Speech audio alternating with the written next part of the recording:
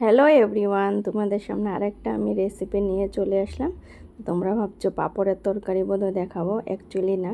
যারা নিরামিষ খেতে ভালোবাসো, পাঁপড়ের তরকারি খেতে ভালোবাসো, কিন্তু একঘেয়েমো পাঁপড়ের তরকারি আর ভালো লাগে না, তাদের জন্য এই রেসিপিটা। যদি ভালো লাগে লাইক কমেন্ট করে সাথে থেকো। তো পাঁপড়গুলো দেখলে আমি মিক্সার গ্রাইন্ডারে কী করে নিলাম, একদম পাউডার বানিয়ে নিয়েছি। আর এখানে ছিল আলু সিদ্ধ করা, 3টা আলু ছিল। তো এটার মধ্যে আমার 3টা পাঁপড় ছিল এখানে। তো আমি পাঁপড়গুলো পাউডার করে নিয়েছি। এখন আমি আলুর সাথে এটাকে মেলাবো, আর সাথে দেব 2 চামচ বেসন।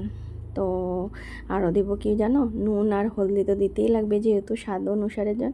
আর এটাতে ছিল আদা বাটা, একটু জিরা বাটা আর কাঁচা লঙ্কা বাটা, আর আমি একটু গরম মশলা গুঁড়াও দিয়েছিলাম, আর একটু 2-3টা চিনি দিয়েছিলাম। তো এখন আমি সুন্দর করে এগুলোকে মাখবো, মেখে মেখে মানে একটা শেপ দেব। তো যে যেরকম শেপ দিতে পারো। তো আমি একটু ছোট ছোট করে রাউন্ড রাউন্ড করে, যেরকম পকোড়া টাইপেরই হোক বা দেখো সুন্দর করে নিলাম। তো আমি শেপগুলো দিয়ে নিলাম, এখন আমি তেলে ভাজবো। যদি ভালো লাগে তোমরা বানিয়ে খেতে পারো, একদম মানে কি বলবো, নতুন একটা রেসিপি। ডেলি ডেলি তো পাঁপড়ের তরকারি খেতে ভালো লাগে না, কিন্তু নিরামিষ বানাবো কি বানাবো। তো আমি এটা কি দিয়ে বানাবো বলো, কাঁচা কলা দিয়ে। তো এটার মধ্যে আমি আলু আর দেবো না এক্সট্রা করে, যেহেতু আমি আলু দিয়েই বড়াটা বানাচ্ছি। আর এটা মশলা ছিল, আর আমাদের তো সব পাটাই বাটা হয়, তোমরা জানো, আমাদের প্রায় দেখেছো আমরা মিক্সার গ্রাইন্ডারে কমই করি। তো বড়াগুলো আমি লাল লাল করে ভেজে নিচ্ছি। এটা মশলাতে ছিল জিরা বাটা, আদা বাটা, ধনে বাটা, তারপরে কাঁচা লঙ্কা বাটা, আর আমি একটু টমেটো পেস্ট করে নিয়েছিলাম। কাঁচা কলা দিয়ে তরকারিটা খেতে ভালো লাগে। তো এক্সট্রা আলু দিলে ভালো লাগবে না, কারণ বড়াটার মধ্যে আলু ছিল, তো তার জন্য আমি আর আলুটা এক্সট্রা করে দিইনি।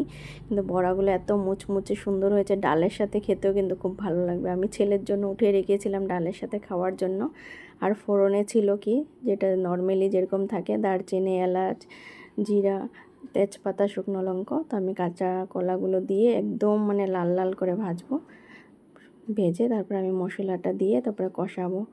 এই যে তরকারিটা খেতে এত স্বাদ হয়েছিল না, কি বলবো তোমাদেরকে, তার জন্য ভাবলাম তোমাদের সাথে শেয়ার করি। যারা পাঁপড়ের তরকারি খেতে ভালোবাসো, কিন্তু একরকম তো খেতে সবসময় ভালো লাগে না, একটু ভিন্ন রকম খেলে ভালোই লাগে, মন্দ লাগে না বলো। তাই ভাবলাম আমি একটু আমার বন্ধুদের সাথে শেয়ার করি, সবাই যদি একটু ভালোবাসে আমার রেসিপিটা। তো একটু চিনিও দিয়ে দিলাম ব্যালেন্সের জন্য। জানোই আমি এখানে হলদি, নুন যা লাগে সব কিছু দিয়ে, আর আমি 2টা কাঁচা লঙ্কা এক্সট্রাভাবে দিয়েছিলাম একটু ঝালের জন্য, যেহেতু আমি ঝালটা আমাদের কম খাওয়া হয়, শাশুড়ি মা একটু ঝালটা বেশি খায়, তার জন্য একটু কাঁচা লঙ্কা দিয়েছিলাম। কষানো হওয়ার পরে আমি গরম জল দিয়েছি, ঠান্ডা জল দিইনি। তো আমি এখন পকোড়াগুলো সব দিয়ে দেবো, দিয়ে পরে আমি এটা জাল করব। জাল করে তারপরে গরম মশলা যা দিতে হয় জানোই তোমরা, কিন্তু বানিয়ে খেয়েও কেউ যদি খাওনি, এত টেস্ট লাগে, মানে কি বলবো তোমাদেরকে। তাই তোমাদের সাথে ভাবলাম যে আজকে রেসিপিটা দিই। আর বানানো হয়েছে আজকে আর লাস্টে দেখো আমার হয়ে গেছে বলে আমি একটু ঘি দিয়ে দিলাম। ঘি না দিলে তো নিরামিষটা ভালো লাগে না খেতে, একটু মাখো মাখো টাইপ হয়। আর লুকসটা দেখো কীরকম সুন্দর হয়েছে। যদি ভালো লাগে তোমরা বানিয়ে খেতে পারো। আর কি বলবো তোমাদেরকে, আমার তো খুব ভালো লেগেছে, তাই তোমাদের সাথে শেয়ার করলাম। তো ভালো লাগলে তুমি লাইক কমেন্ট করে সাথে থাকো। বাই বাই বন্ধু।